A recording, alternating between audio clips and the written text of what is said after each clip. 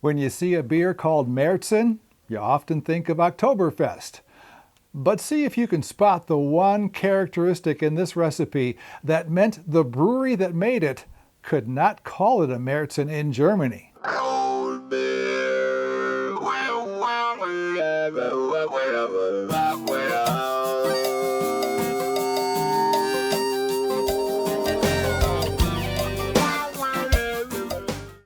Hi folks, in 1936, Heineken Brewery wanted to make a seasonal beer, one that was brewed in the spring and served later in the summer.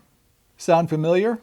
Well, it should, because that's the same goal they had in mind with the May beer recipe that I brewed in the previous video. That was in 1939, just 3 years after this one.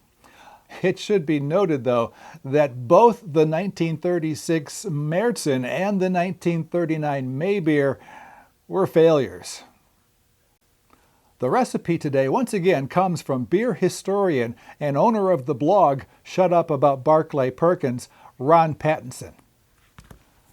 As a matter of fact, a loose goal of mine, one I haven't disclosed until just now, is to brew at least one recipe from every style category that Ron has published either on his blog or in his books in the coming year. This will be lager number 2. I'm going to do at least one more as long as the weather keeps cooperating, but I also hope to do milds and bitters and stouts and porters and whatever else Ron has published over the years. The grain bill gets a little more complicated than the last one, which, if I recall, was just a single Pilsner malt, 100%. This one has Pilsner malt at 93% and Crystal 60 Lovibond at 7%. That's it. As I mentioned, pretty darn complex. The hops are all Hallertau Mittelfrüh, and there's 3 additions: 1/4 of an ounce at 120 minutes, 1/2 an ounce at 60 minutes, and 3/4 of an ounce at 20 minutes. You should adjust these amounts in your recipe so that the total bitterness reaches around 24 IBUs.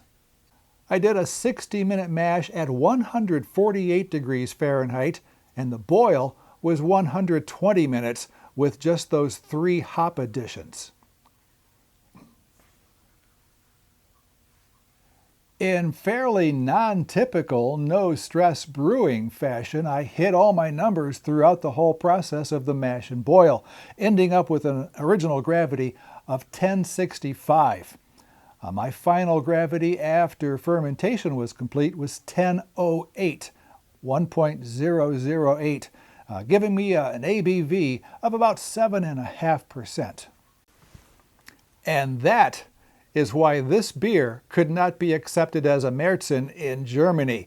There are strict rules for Oktoberfest beers, one of them being that the gravity can be no greater than 14 degrees Plato. That's about 1057.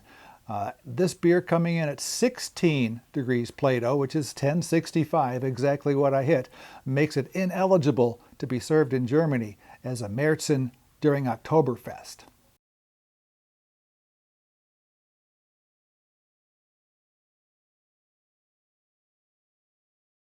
All right, so enough chin music. Let's pour a glass.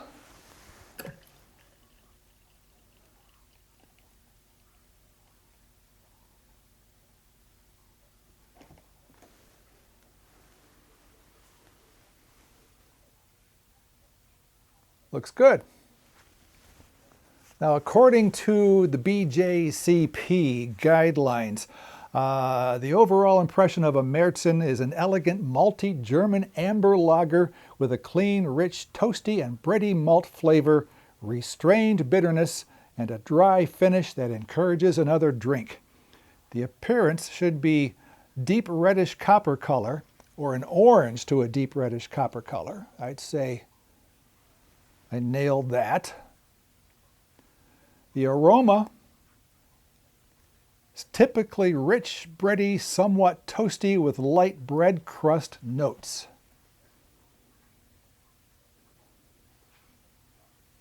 I'm not sophisticated enough to determine that or not. It just smells like good beer.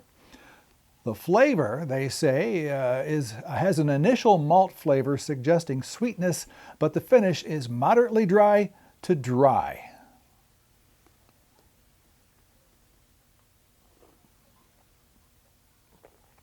I would agree with that. It's malty up front and finish is kind of dry. The mouthfeel, medium body with smooth, creamy texture that often suggests a fuller mouthfeel. Medium carbonation, fully attenuated, without a sweet or cloying impression. Well, it does have a little bit of a sweet impression, and I think that's because of my hop attenuation issue with the Anvil Foundry and the anemic boil that it has. So it does taste a little sweet, not quite cloying, but sweeter than I would hope. And also, as you notice, the head is disappearing quickly. But overall, let's see, I brewed this on the 27th of February, and today is the 15th of April. So it could condition a little longer, but this is drinkable as it is.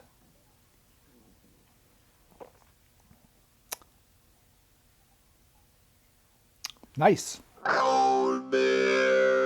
I'm using Haller Tower middle middle